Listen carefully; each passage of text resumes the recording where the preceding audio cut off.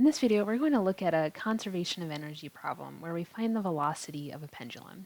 So it says that a 3.4 kilogram mass is attached to a pendulum with a length of 2.2 meters. What is the maximum velocity of the mass if the maximum angle it reaches is 48 degrees? So let's draw this out and figure out what we need to do here. So here we have the pivot point of the pendulum. And when it's at the maximum angle, it'll look like this.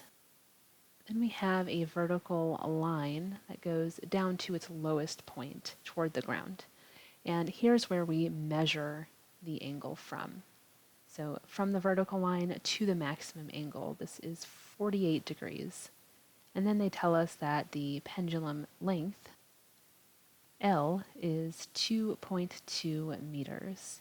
They also tell us that the mass at the end of the pendulum is 3.4 kilograms. So we want to find the maximum velocity. Now this is a conservation of energy problem, so we need to find 2 points where we want to compare the energies and set them equal to each other because the energy is conserved. So the 2 points are going to be at the highest point where we're making that angle of 48 degrees with the vertical, and then the lowest point when we have the mass down here. So at this lowest point, we have a height that we're saying is 0, and then up at the highest point, we have this height that we don't know yet and we'll have to find. So we'll just call this h2.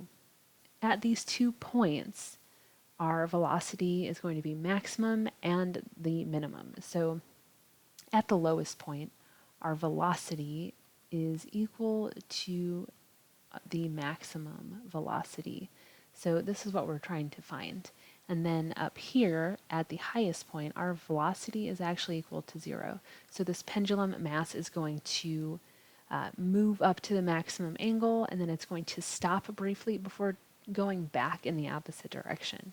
So at that point, we can say that the velocity is 0. It makes conservation of energy a little bit simpler. At one point, the height is 0, so we have no potential energy, and at another point, the velocity is 0, so we don't have kinetic energy. So at these 2 points, we have 1/2 mv max squared, so that's at the bottom, and then at the highest point, we have mgh2. So we set these equal, and we can solve for Vmax. So first of all, we can notice that the mass is just on both sides. We can divide through by the mass and it cancels out, so we don't actually need the mass that it gives us. And then solving for Vmax, we just multiply through both sides by 2 and then take the square root to get that Vmax is equal to 2gh2, take the square root. So this is simple enough. However, we do have to find h2, and we're going to have to use some trig to figure that out. So let's look at the picture that we have here. And from this highest point, we can make a right triangle. And let's call this distance from the pivot point to this highest point that the pendulum mass is at. Let's call this x, and then we know that we have L as the hypotenuse of this triangle, and this distance here is also L.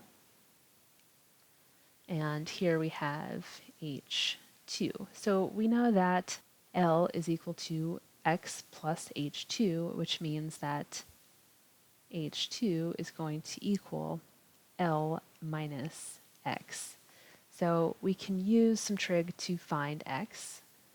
So we have the adjacent side to this angle, and we already know the hypotenuse and the actual angle. So x is just going to equal L cosine of the angle.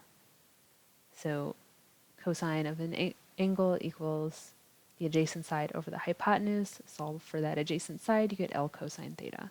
So that means that h2 is equal to L minus L cosine of theta, And we can simplify that a little by pulling out the L. We have L times 1 minus cosine of theta. And let's plug this back into our equation.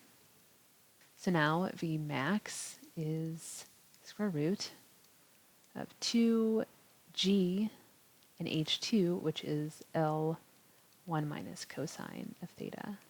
So now let's go ahead and plug everything in, and we can find our velocity.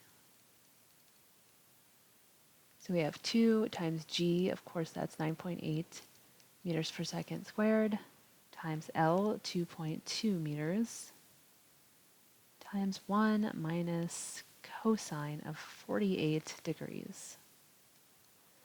And now this is going to give us a maximum velocity of 3.8 meters per second. So in a problem like this, if they give us the velocity initially, then we could solve for the angle or we could solve for the height. So that's how you work with these types of pendulum problems using conservation of energy. So hopefully that was helpful, and let me know if there's anything else you guys would like to see, and thanks for watching.